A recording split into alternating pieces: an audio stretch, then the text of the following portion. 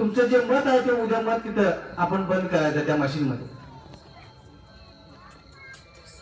या प्रचारासाठी जयश्रीराम पार्क मध्ये सभा झाली, श्रमिक मध्ये पण सभा झाली, परंतु आज ही पुन्हा इथं मुद्दामून देखील सभा घेण्यात आलेली आहे. कारण काय, ही सभा घेण्यापाठीमागचा उद्देश आपल्या भाषणामध्ये साहेब बोलतील, भैया बाबा बोलतीलच, परंतु ज्या काही टीका टिप्पणी होतात ते योग्य नाहीत, त्याचं सडेतून उत्तर देण्यासाठी, त्याचा जाब विचारण्यासाठी ही सभा साहेब आज इथं आयोजित केलेली आहे.